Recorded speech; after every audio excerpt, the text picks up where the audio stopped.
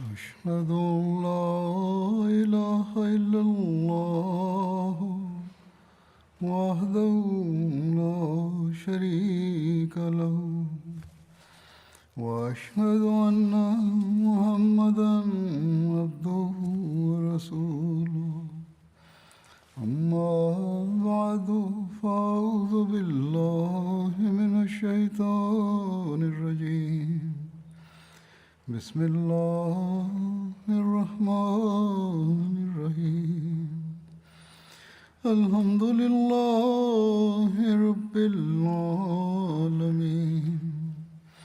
الرحمن الرحيم مالك يوم الدين إياك نعبد وإياك نستعين اهدنا الصراط المستقيم صراط الذين أنعمت عليهم غير المغضوب عليهم ولا الضالين. J'évoquais les campagnes menées à l'époque du calife Abu Bakr radhiyallahu anhu contre les rebelles.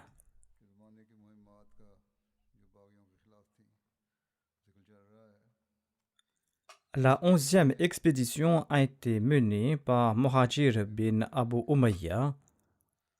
Cette expédition a été menée contre les rebelles apostats du Yémen. Le calife Abu Bakr radhiyallahu anhu avait confié un drapeau à Muhajir bin Umayya et il lui avait ordonné de combattre l'armée d'Aswad Ansi. Il devait aussi aider les Abna contre lesquels Qais bin Makshou et d'autres yéménites se battaient. À cette époque, au Yémen, il y avait deux classes principales. Il y avait les habitants natifs du Yémen qui appartenaient aux familles de Saba et de Himyr. Et l'autre classe des habitants du Yémen concernait les descendants des Persans qu'on nommait les Abna. Les Abna étaient la minorité la plus puissante du Yémen à cette époque. Pendant longtemps, le dirigeant du Yémen était le vassal de Khosroès, le roi persan. Par conséquent, la plupart des postes de l'État étaient occupés par les Abna. En tout cas, selon les récits, le calife Abu Bakr radhiyallahu anhu a ordonné à Muhajir de se rendre à Hadramaut pour combattre la tribu Kinda après s'être libéré de ses autres expéditions. Hadramaut est une vaste région à l'est du Yémen où il y avait des dizaines de villes. La distance entre Hadramaut et Sanaa est de 347 km. Kinda est le nom d'une tribu yéménite. Voici une introduction de Muhajir. Il se nommait Muhajir bin Abu Umayya bin Mughira bin Abdillah. Muhajir bin Abu Umayya était le frère de Salma, la mère des croyants. Il avait participé à la bataille de Badr du côté des polythéistes, et ce jour-là, ses deux frères Hisham et Masoud ont été tués. Son nom d'origine était Walid, et le saint prophète Mohammed lui a changé son nom par la suite. Selon les récits, Muhajir n'avait pas participé à la bataille de Tabouk. Lorsque l'envoyé d'Allah sallallahu alayhi wa sallam est revenu de cette expédition, il était en colère contre Muhajir. Un jour, Salma, l'épouse du saint prophète Mohammed lui, lavait la tête du saint prophète Mohammed lui, et elle a dit: comment quelque chose peut me bénéficier quand vous êtes en colère contre mon frère? Quand Salma a vu des signes d'indulgence et de compassion chez l'envoyé d'Allah, sallallahu alayhi wa sallam, elle a indiqué à sa servante de faire venir Muhajir. Muhajir a présenté ses excuses et le messager d'Allah sallallahu alayhi wa sallam les a acceptées et il était satisfait de lui. L'envoyé d'Allah sallallahu alayhi wa sallam, l'a nommé comme responsable de la tribu Kinda, mais il est tombé malade et il ne pouvait pas se rendre dans la région. L'envoyé d'Allah sallallahu alayhi wa sallam a écrit à Ziyad qu'il devait remplacer Muhajir. Par la suite, lorsque Muhajir était guéri, le calife Abu Bakr radhiyallahu anhu l'a investi et il l'a nommé dirigeant de la région du Najran jusqu'aux frontières du Yémen. Et il lui a ordonné de se battre contre les rebelles de la région. Zahak bin Firouz déclare: l'apostasie a éclaté au Yémen à l'époque du saint prophète Mohammed b. lui. Dhul Khimal Abhala bin Ka'b en était l'initiateur. Il était aussi connu sous le nom d'Aswad Ansi. Aswad Ansi était le chef de la tribu Banu Ans du Yémen. On l'appelait Aswad parce qu'il était de teint noir. Selon un récit, il se nommait Ayhala bin Ka'b bin Auf al-Ansi au lieu d'Abhala bin Ka'b. Le surnom d'Aswad Ansi était Dhul Khimar parce qu'il était toujours enveloppé dans une étoffe.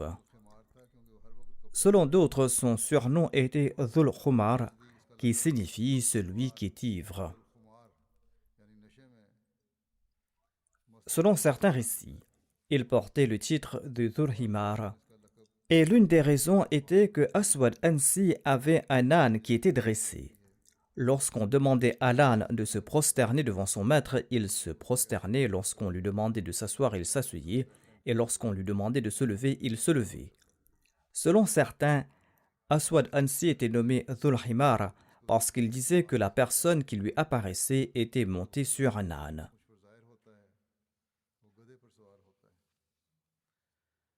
Cependant, il est écrit qu'Aswad Ansi s'était donné le titre de Rahman al-Yaman, tout comme Musalama s'était donné le titre de Rahman al-Yamama.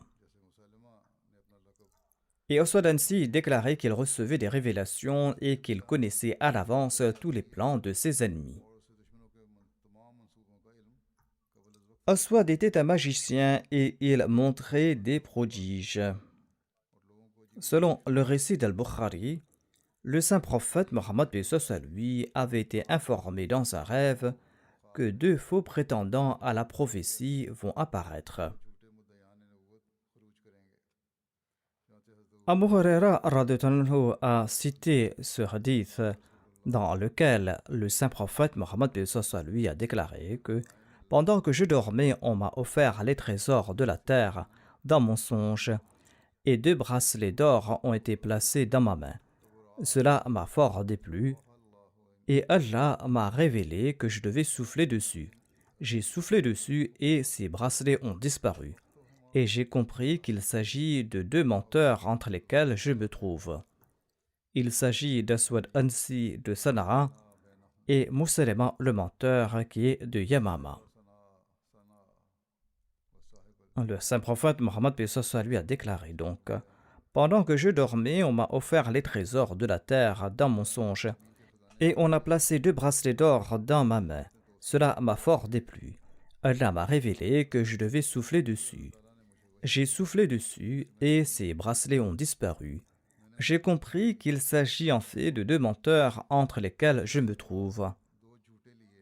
Il s'agit d'Aswad Ansi de Sana'a et Musalama le menteur de Yamama.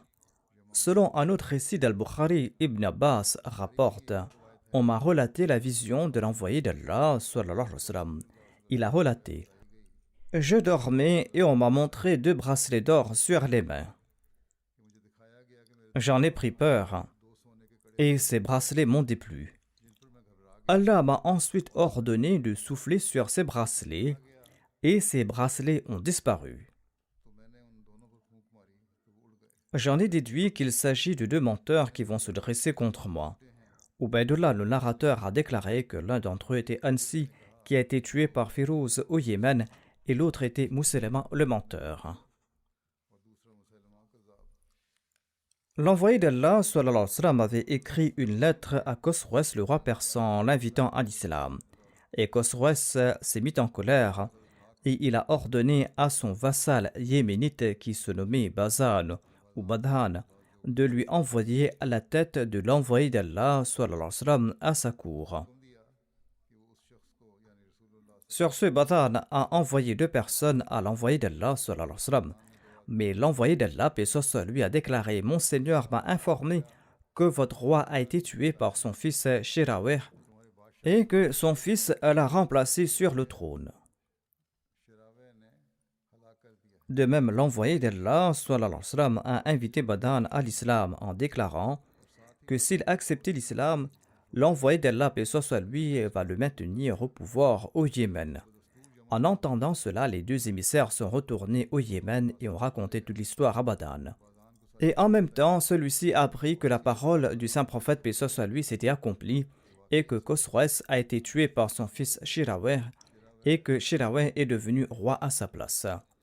Ayant vu l'accomplissement de la parole de l'envoyé d'Allah, sallallahu alayhi wa sallam, Badan a accepté l'invitation de l'envoyé d'Allah, paix soit sur lui, à l'islam.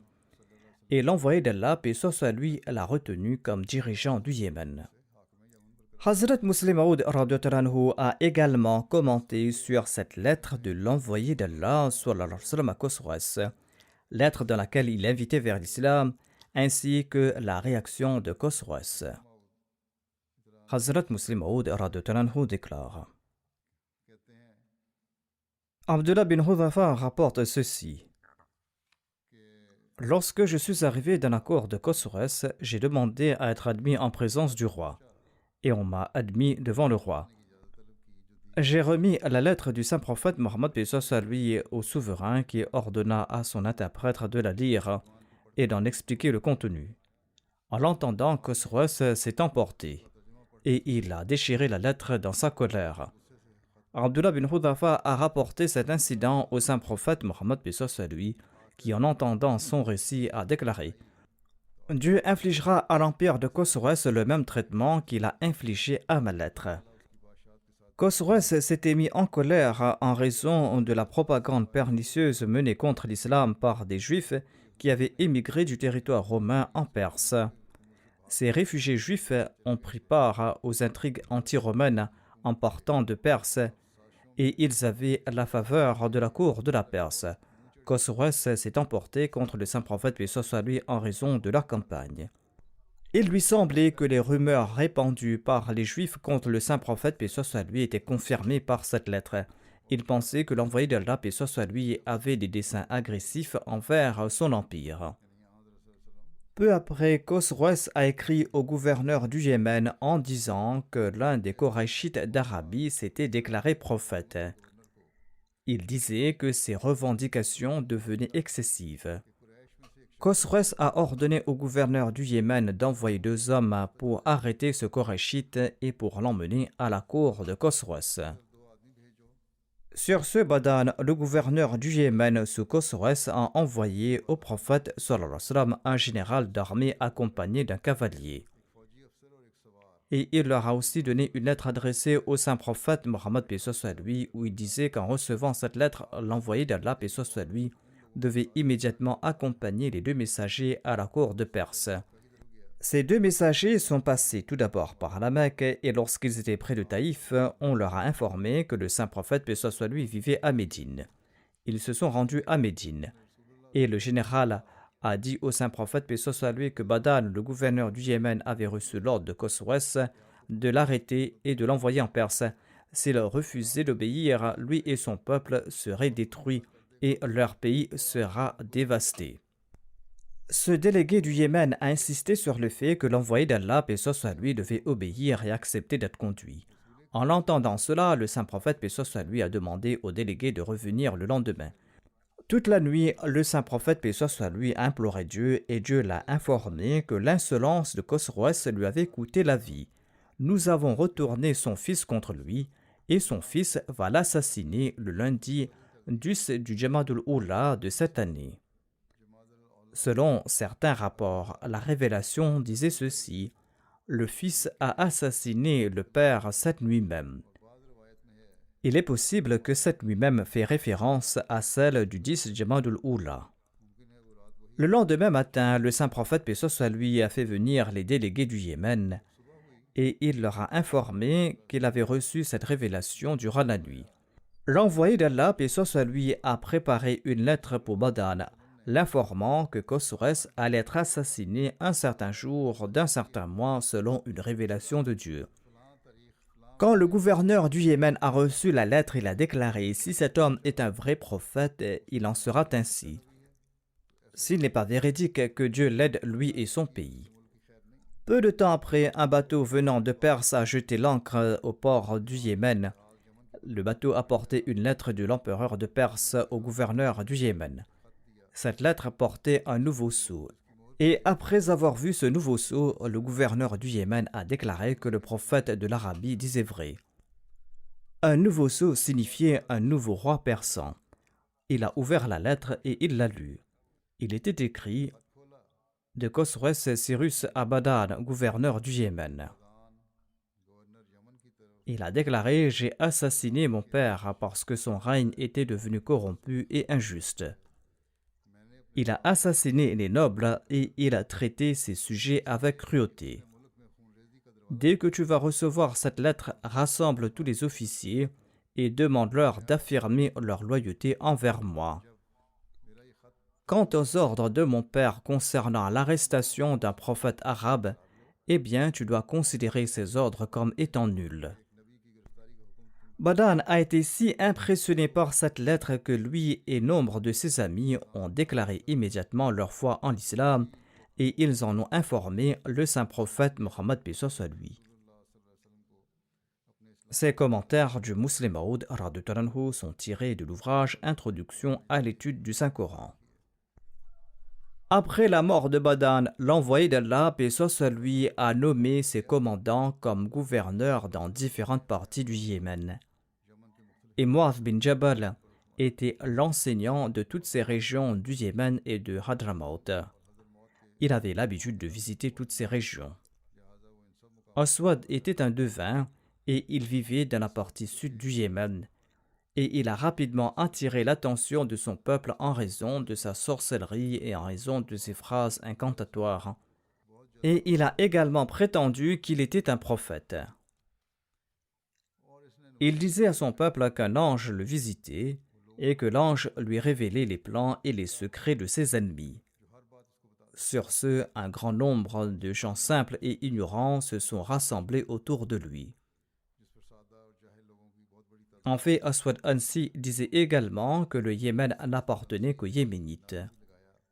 Le peuple du Yémen était très impressionné par ce slogan nationaliste.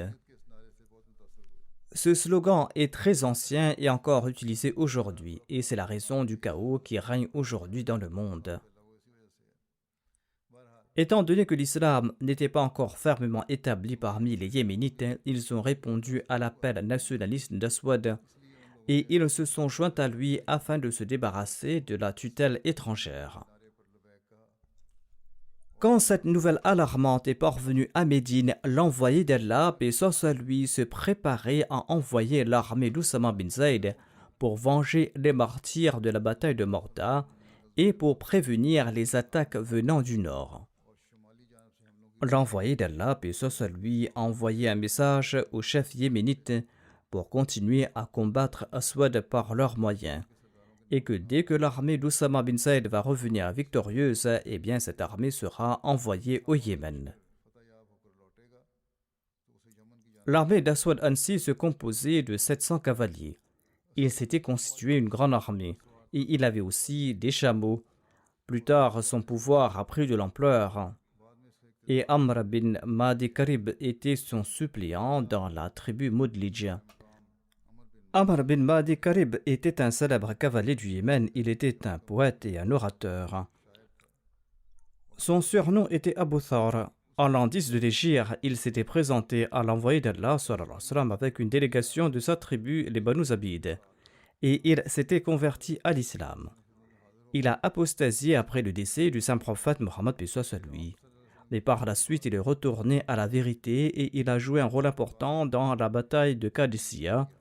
Et il est décédé durant les derniers jours du califat du calife Omar radhiyallahu anhu. En tout cas, il est dit qu'Aswad Ansi a d'abord attaqué les habitants du Najran et il a chassé du Najran Amr bin Hazm et Khalid bin Saïd. Ensuite, il a lancé un assaut contre Sana'a. Shahr bin Badan l'a combattu là-bas, mais il est tombé en martyr.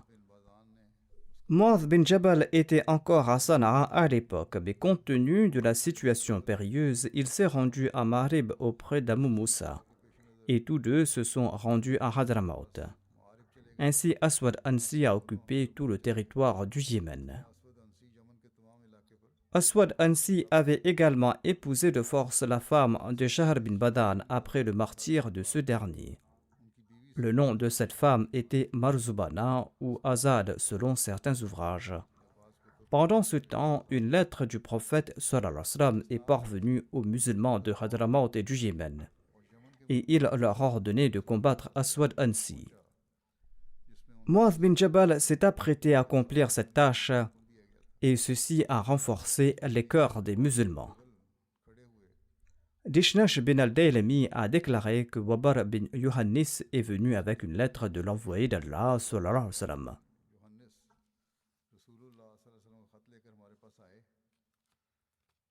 Selon certains ouvrages, Dishnash bin al-Daylami était aussi connu comme Jushash bin al-Daylami. En tout cas, il était un de ceux à qui l'envoyé d'Allah, paix soit lui, avait envoyé une lettre lui demandant d'assassiner Aswad Ansi au Yémen. Dishnash a tué Aswad Ansi avec l'aide de Féroz et de Dadawi.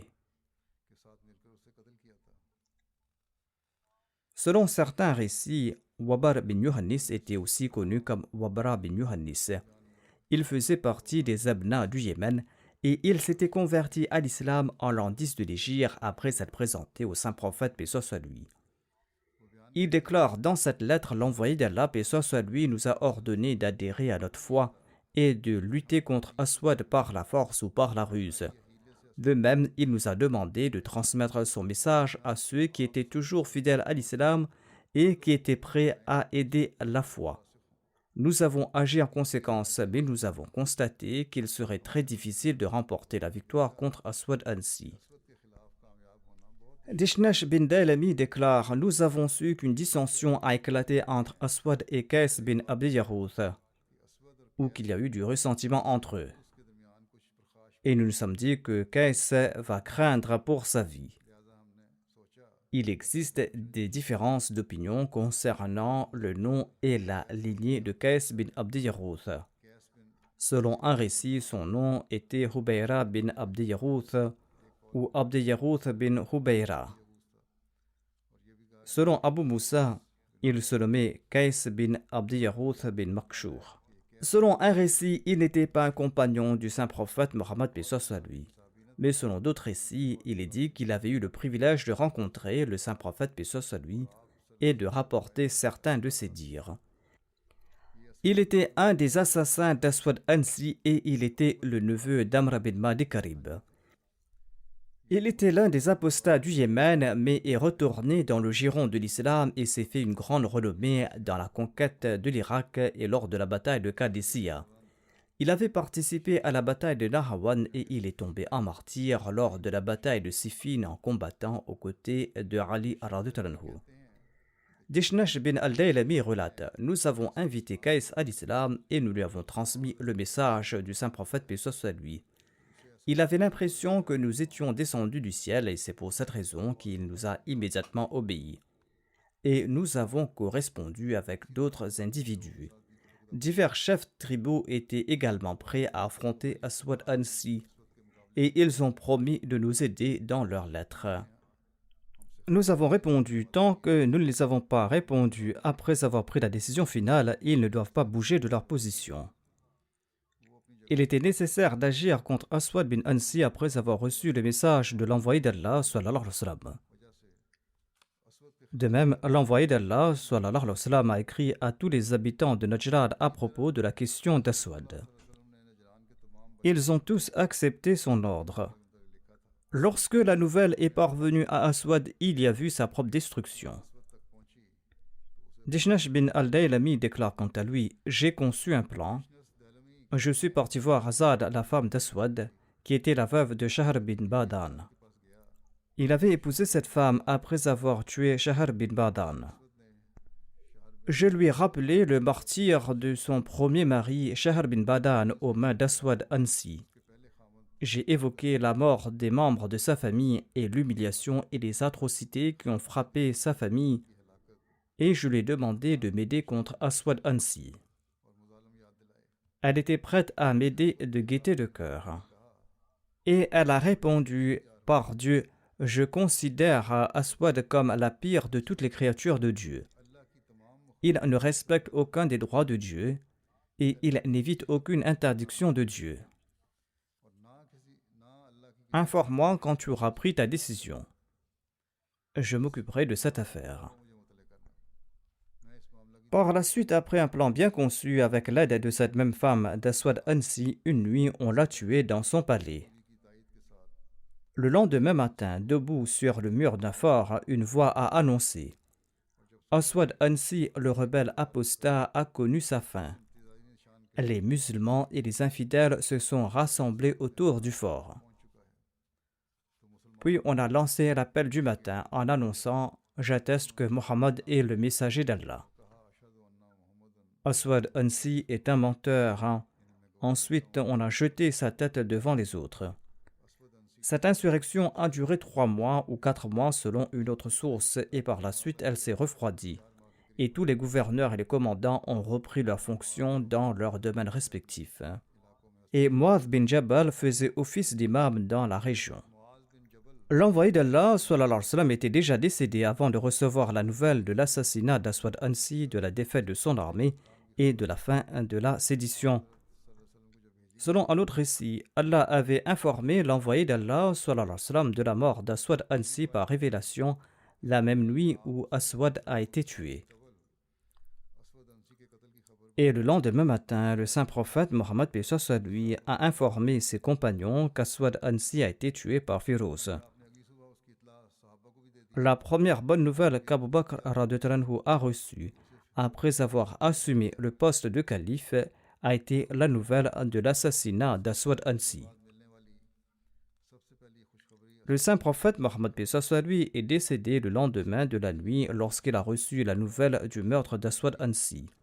Selon un autre récit, lorsque le messager a apporté la nouvelle de la mort d'Aswad Ansi à Médine, on était en train d'enterrer l'envoyé d'Allah sallallahu alayhi wa sallam. Selon un autre récit, la nouvelle de l'assassinat d'Aswad Ansi est parvenue à Médine 10 ou 12 jours après le décès du saint prophète Mohammed lui, quand Abu Bakr avait été élu calife. Il existe donc différents récits à ce sujet, mais en tout cas, il s'agit de ces jours-là, 8 ou 10 jours avant ou après. Après l'assassinat d'Aswad, un gouvernement islamique a été établi à Sanaa comme dans le passé, mais une révolte a éclaté de nouveau au Yémen. Quand la nouvelle de la mort de l'envoyé d'Allah, paix soit lui, est parvenue au Yémen, la situation s'est aggravée davantage. Qais bin Abd al-Yarous, qui s'était allié à Féroz et à Dahdawi pour se révolter contre Aswad et qui avait tué Aswad avec leur aide, s'est détourné de l'islam de nouveau. Il était un homme capable et déterminé, il était empreint de nationalisme. La puissance des Perses au Yémen l'avait toujours hanté. Après la fin de la puissance persane au Yémen, il a voulu anéantir la prospérité des Abna et leur supériorité collective et économique. Il était un chef militaire couronné de succès.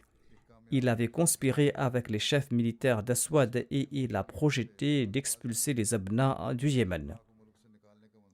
Il a rompu ses liens avec Féroz et Dahdawi. Dahdawi a été tué par tromperie et Féroz a survécu à son assassinat.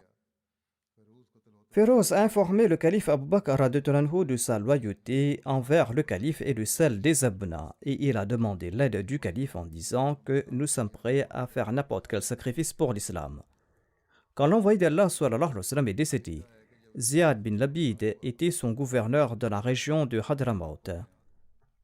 Ziyad bin Labid était un compagnon du saint prophète Mohammed lui. Il avait un fils nommé Abdullah.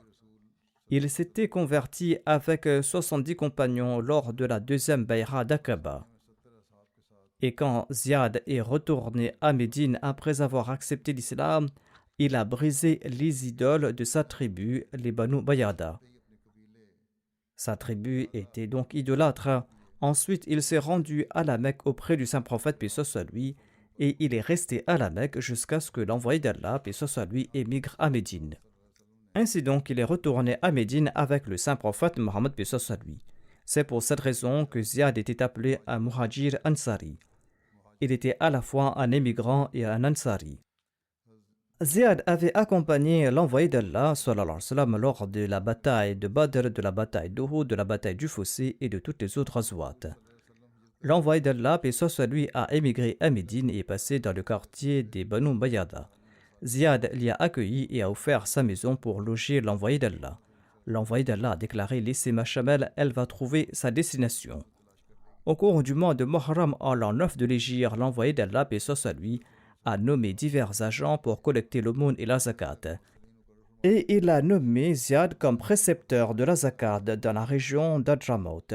Ziyad a occupé ce poste jusqu'au califat de Omar radhiyallahu anhu. Par la suite, il a pris sa retraite et il s'est installé à Koufa où il est décédé en l'an 41 de l'Hégire. Voici les détails à propos du départ de Muhajir vers le Najran.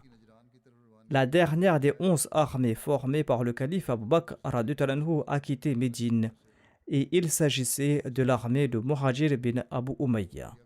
Cette armée s'est rendue au Yémen. Il s'y trouvait un groupe de compagnons de Muhajirin et d'Ansar. Cette armée est passée par la Mecque et Khalid bin Asid, l'émir de la Mecque et le frère d'Atta bin Asid, a rejoint cette armée. Lorsque l'armée est passée tout près de Taïf, Abdurrahman bin As l'a rejoint avec ses compagnons. De même, les gens de différentes tribus ont rejoint cette armée en cours de route.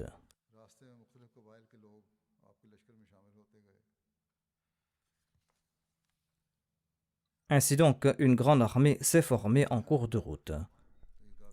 Voici les détails concernant la capture d'Amr bin Madi Karib et de Qays bin Makshour. Comme mentionné précédemment, aveuglé par sa bravoure et sa puissance, Amr bin Madi Karib s'est rebellé contre l'État islamique et il avait pris avec lui Qays bin Abd Yarouth. Tous deux se rendaient chez chaque tribu et les incitaient à se révolter contre les musulmans. Le résultat a été qu'à l'exception des chrétiens du Najran qui avaient conclu une alliance avec l'envoyé d'Allah, paix soit lui, et qui étaient restés fidèles à leur alliance même à l'époque d'Abu Bakr, toutes les autres tribus se sont rangées du côté d'Amr bin Madi Karib et elles se sont révoltées contre les musulmans. Par la puissance de Dieu, le peuple du Yémen était tout effrayé d'entendre la nouvelle de l'arrivée de Muhajir avec une grande armée, parce que le peuple du Yémen n'allait pas pouvoir combattre cette grande armée. Ils étaient encore dans leur torpeur quand leurs chefs Qays et Amr bin Madi Karib se sont querellés. Malgré leur vœu de combattre Muhajir, ils se sont fait du mal mutuellement. Et finalement, Amr bin Madi Karib a décidé de rejoindre le rang des musulmans et une nuit, il a attaqué la résidence de Qays avec ses hommes. Il a arrêté Qays et il l'a présenté à Muhajir. Mais Muhajir, quant à lui, ne s'est pas contenté d'arrêter Qays. Il a également emprisonné Amr bin Madi Karib. Muhajir a informé le calife Abu Bakr radhiyallahu anhu à propos de leur situation et il les a envoyés tous deux auprès du calife. Qays et Amr bin Madi Karib ont été présentés au calife Abu Bakr radhiyallahu anhu. Abu Bakr radhiyallahu anhu a dit à Qays: as-tu opprimé et tué les serviteurs d'Allah? As-tu pris les polythéistes et les rebelles apostats comme des amis au lieu des croyants? S'il avait été reconnu coupable, Abu Bakr radhiyallahu anhu l'aurait condamné à mort. Qays a catégoriquement nié le complot et l'implication dans l'assassinat de Dahdawa. C'était là un acte mené dans le secret et aucune preuve claire n'a été trouvée contre Qays. Étant donné que le calife Abu Bakr n'avait pas de preuves contre Qays, eh bien, il l'a laissé partir. Le calife Abu Bakr radhiyallahu anhu a dit à Amr bin Madi Karib lorsque ce fut son tour: n'as-tu pas honte? Tu es vaincu partout et le cercle autour de toi est en train de se rétrécir. Si tu soutiens cette religion, Allah te récompensera avec un rang élevé. Le calife Abu Bakr radhiyallahu anhu l'a aussi libéré. Et il a livré Amr et Kais à leurs tribus respectives. Amr a déclaré: certainement, je vais accepter les conseils de l'émir des croyants et je ne commettrai plus cette erreur. Tous les deux ont été pardonnés parce qu'on n'avait pas de preuves claires à leur rencontre et en raison de leur savoir. Un autre biographe a écrit à propos du pardon du calife Abu Bakr radhiyallahu anhu. Il déclare: Abu Bakr radhiyallahu anhu était un homme d'une grande prévoyance, il possédait une grande vision et avait en tête les conséquences. Là où était nécessaire la rigueur, il faisait montre de rigueur. Là où la clémence était de mise, il était indulgent. Il était désireux de rassembler les tribus dispersées sous la bannière de l'islam. Sa politique sage était de pardonner les chefs tribus adverses après leur retour à la vérité. Le calife Abu Bakr radhiyallahu anhu a subjugué les tribus apostates du Yémen et il leur a fait voir la domination de l'empire islamique, la force et la conquête des musulmans ainsi que leur détermination. Par la suite, ces tribus se sont soumises à l'État islamique et ils ont fait preuve d'obéissance à l'égard du calife et du prophète sallallahu alayhi wa sallam. Ainsi donc, le calife Abu Bakr radhiyallahu anhu a estimé qu'il était plus approprié de s'entendre avec les chefs des tribus et de les traiter avec indulgence et gentillesse au lieu de les traiter avec rigueur. Ainsi donc, le calife les a pardonnés et il leur a parlé avec bonté. Et il les a maintenus à la tête de leur tribu pour le bien-être de l'islam et pour le bien-être des musulmans. Le calife Abu Bakr radhiyallahu anhu a pardonné leurs méfaits et il les a traités avec bonté. Qais bin Abdi Yarouth et Amr bin Madi Karib ont été traités de la même manière. Ces deux-là étaient comptés parmi les plus courageux et les plus sages des Arabes, et le calife Abu Bakr ne souhaitait pas les perdre. Il a tenté de les purifier pour l'islam et de les sortir du dilemme entre l'islam et l'apostasie. Le calife Abu Bakr radhiyallahu anhu a libéré Amr bin Madi Karib. Après ce jour, Amr n'a jamais apostasié. Il a embrassé l'islam et il a mené une belle vie en tant que musulman. Allah l'a aidé et il a joué un rôle important dans les conquêtes islamiques. Qais aussi a regretté ses actions et Abu Bakr radhiyallahu anhu lui a pardonné. Le pardon de ces deux guerriers arabes a eu des effets considérables.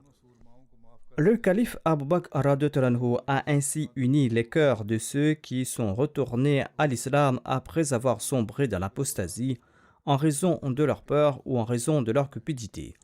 Et il a pardonné Ashraf bin Qais. Ainsi, le Siddiq radhiyallahu anhu a conquis leur cœur et il est devenu le maître de leur cœur. Et ils sont devenus des soutiens de l'islam et la force des musulmans à l'avenir. Ainsi donc, il n'y avait pas de contrainte à leur égard. Ils ont accepté l'islam de gaieté de cœur et ils ont obéi au calife Abu Bakr radhiyallahu anhu de gaieté de cœur. Muhajir a quitté le Najran pour la région de l'Ahjia et lorsque la cavalerie a encerclé le groupe d'ennemis, ils ont demandé à conclure une trêve, mais Muhajir a refusé de leur accorder la paix.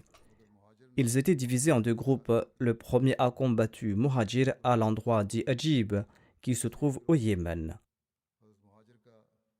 Des cavaliers de Muhajir sous la direction d'Abdullah les a affrontés sur le chemin d'Akhabas. Les ennemis en fuite ont été tués sur toutes les routes. Les Banu Haq se sont rebellés dans la région d'Alab au Yémen et on leur a donné le nom d'Akhabis. Le chemin sur lequel ces impurs et ces infâmes se sont battus a été rebaptisé Tariq al-Akhabis. Voici les détails de l'arrivée de Muhajir à Sanaa. Il a quitté Ajib et il est arrivé à Sanaa et il a ordonné qu'on chasse les différentes tribus qui étaient en fuite. Les musulmans les ont tués et ils n'ont pardonné aucun rebelle. À l'exception des rebelles, ils ont accepté le repentir de ceux qui se sont amendés. Les guerriers et les oppresseurs n'ont pas été pardonnés, mais les autres ont été pardonnés et ils ont été traités en fonction de leur situation passée. Et on espérait qu'ils allaient se réformer. Étant donné que le récit suivant sera détaillé, je vais m'arrêter ici. Je vais présenter le reste à l'avenir, Inch'Allah.